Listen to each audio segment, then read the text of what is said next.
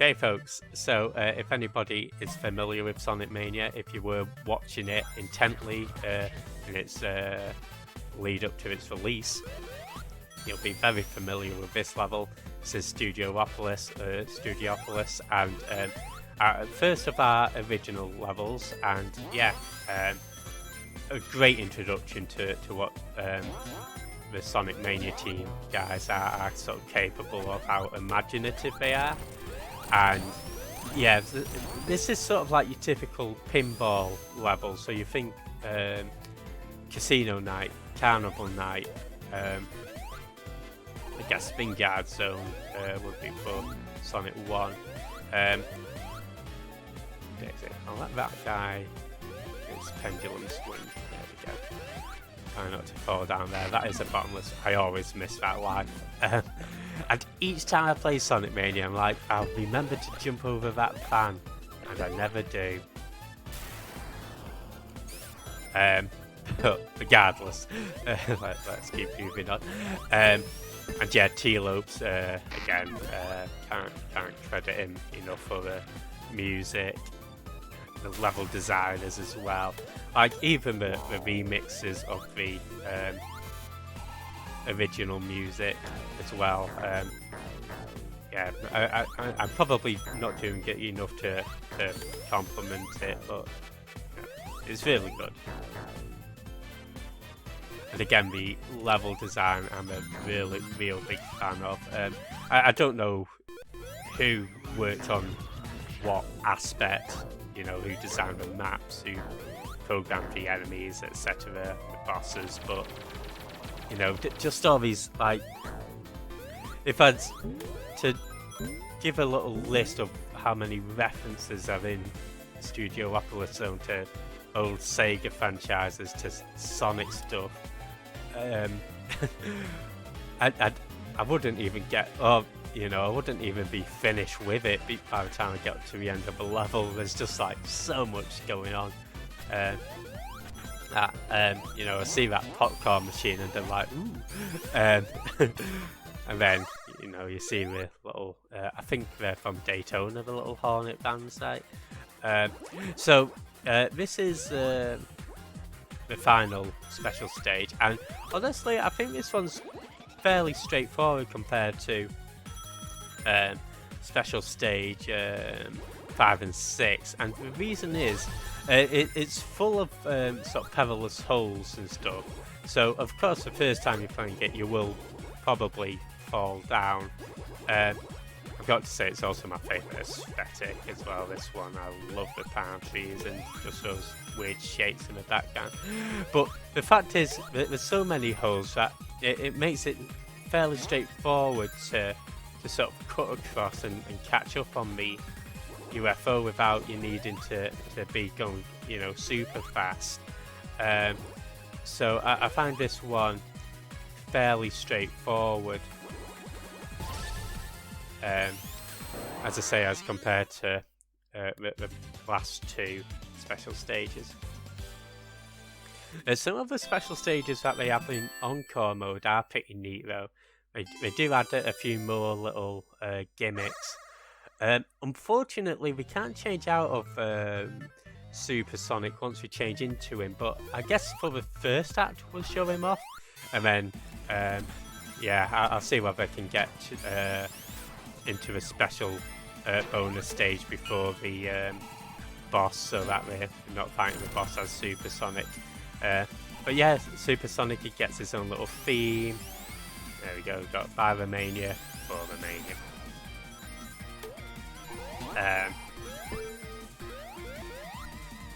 And yeah, it's just neat, right? I've not even talked about Drop Dash, have I? I mean, I assume most of you guys know about what's going on with the Drop Dash, but yeah, it's a neat little function that was added to Sonic Mania.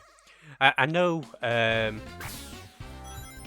they were saying, or you know, in the Sonic 3 beta, I don't know if it's worth losing the shield actually. We'll go through with the shield, but Drop Dash does become pretty handy in this boss, so yeah, I might lose it against you. first set. Well, actually, I guess the shield would be handy. So, I'll tell you why drop dash is handy for this boss, but yeah, I think the lightning shield will be effective.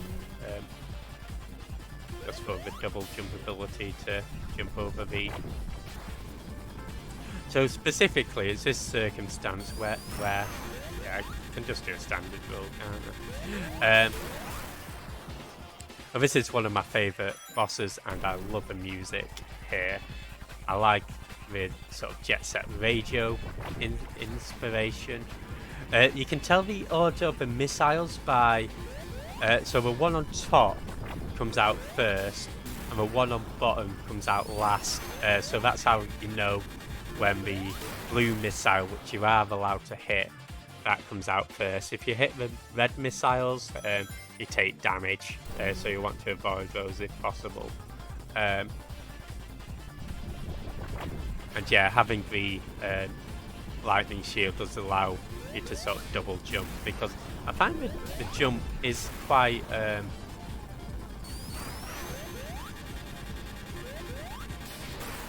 difficult at times to actually get over the red missile.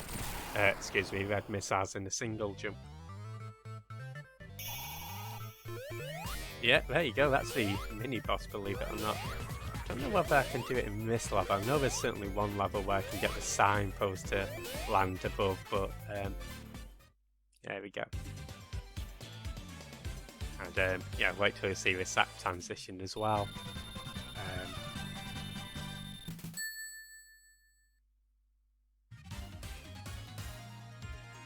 Pretty neat, right? You know what, having that little lightning shield will come in handy for attracting the rings and stuff. So yeah, I won't be using Supersonic again until the sort of like very final zone. You'll see why. But yeah, at least we got a bit of an introduction to him there. I think it's more than I did for Sonic 3 and Knuckles. I think as saying, oh, you know what, I'll definitely show off Super or Hypersonic, and I don't know whether I ever did. Yeah, that'll be part 43 to 57 or whatever of my Sonic 3 playthrough, where I go through it as Hypersonic. Man, wait till you see the Supersonic playthrough. One day, guys, but that's not today. Anyway, here's another special stage. I'll try to show off all these special stages that I do know the locations of.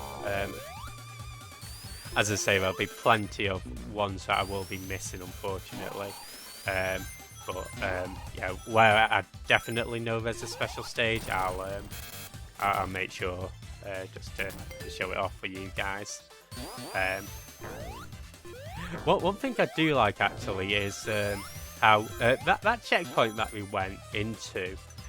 Now, the way to progress in that level is you need to head left, right? So if you were to go into that bonus stage, or if you were to sort of lose a life and reset at that checkpoint, it actually does start you off facing left, which is pretty neat. That it sort of faces you in the direction where you're supposed to go to progress the game, because I know it's sort of like the common conception that, you know, what you do in Sonic games is go right, and you know that's typically how it works, right? You start on the left hand side of the level, the end is typically on the right hand side of the level, but there are moments where, you know, you do have to head left, and I can't say for certain, but I'm fairly sure that in the previous Sonic levels, the checkpoints would, in the previous Sonic games the checkpoints would set you off facing towards the right, regardless. So it's pretty neat that they have those specific, you know, whether it's a flag or just whatever for the checkpoints that sort of say. Okay, so for this we could just bounce up and hit him, but we'll show off how to do it if you didn't have a bubble shield. I should say as well, you could also, didn't mean to do that, but you could also go under Robotnik with tails and hit him that way. I was trying to dismount there, so I've done a pretty bad job, but let's show it off this way. So what happens is the studio lights come on. If you hide under Robotnik, you'll be sort of in the shade, but it'll cause Robotnik's machine to overheat, and that results in him lowering down. You can use the wind to get a few hits in. There are spikes right at the very top of the arena, so you don't want to go into them if possible, but let's see what we can do our usual. Might be able to get tails onto it. There we go. That'll do. And yeah, on to the next level, folks. Main battery. Again, lovely little transition